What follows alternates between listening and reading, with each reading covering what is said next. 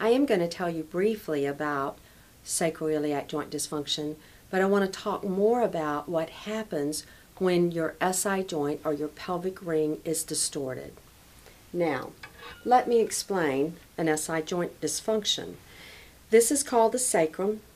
These are called the ilii. Where they fit together, that's the joint. So you have the sacroiliac joint. Both of them move when you move about. They move inward, outward, up and down, just millimeters of movement.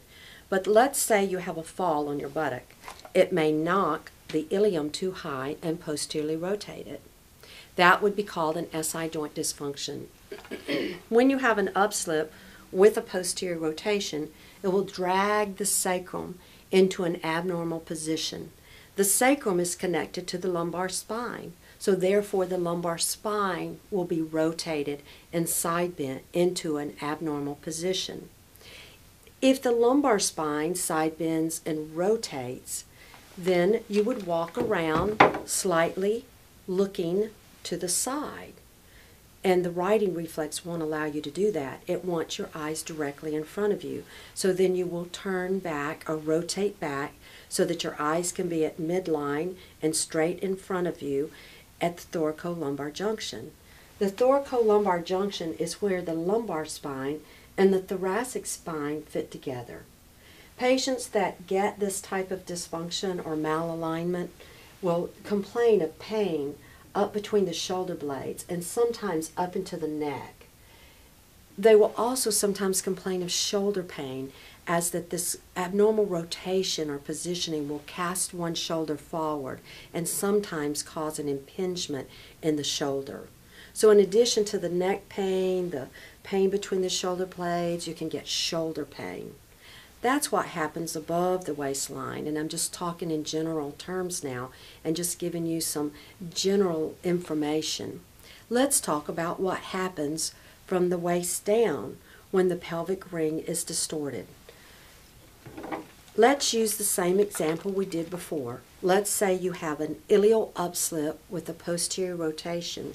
You can see if this is kicked up and back, then the femur is going to sit abnormally in the socket or the acetabulum. If this is going to create a lot of stress in the hip, so it can cause what's called the labral tear in the hip, or it can cause arthritis in the hip. Now, let me show you what happens at the knee. If you have an upslip with a posterior rotation, it kicks the leg forward and externally rotates it, and then you will, of course, bring the leg back, but you're going to be weight-bearing abnormally on the knee. So many patients with SI joint dysfunction will also complain of hip pain and sometimes knee pain, sometimes even foot pain. So you can see what's started in the pelvic ring can create problems up the spine and down through the hips to the lower extremities. Now, let's talk a minute about what happens not only to the skeletal system. Let's talk about what happens in the muscular system. When the SI joint is out of alignment, it will send a message to the brain that says, hey, look brain, I've got a weight-bearing joint out of alignment. Can you help me out? And the brain says, yes, okay, you muscles that hold posture around the SI joint, please tighten up. So the muscles that become tight with SI joint dysfunction is the quadratus lumborum. It's attached to the top of the ilium and goes up to the transverse process of the vertebrae. The erector spinae, which is attached to the sacrum and goes to the base of the head, will become tight. The iliopsoas, which is the hip flexor muscle, will become tight. The adductor, which is attached to the thigh, will become tight. But the most adversely affected muscle is called the piriformis.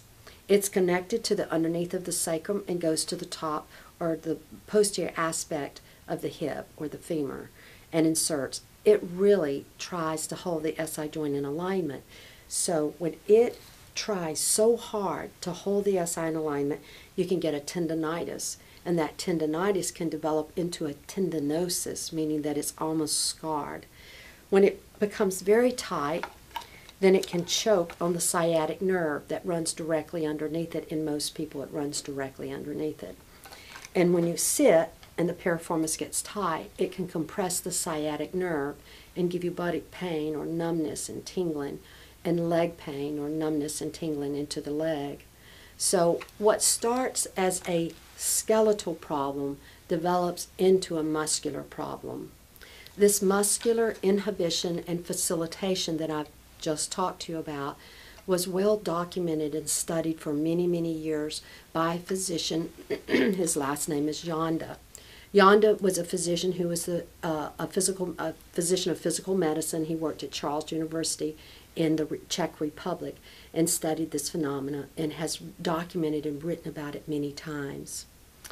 The malalignment syndrome that I'm talking about today has been well documented in an excellent book called The Malalignment Syndrome. So if you want to know more about this phenomena, you can order the book or read about it in this book.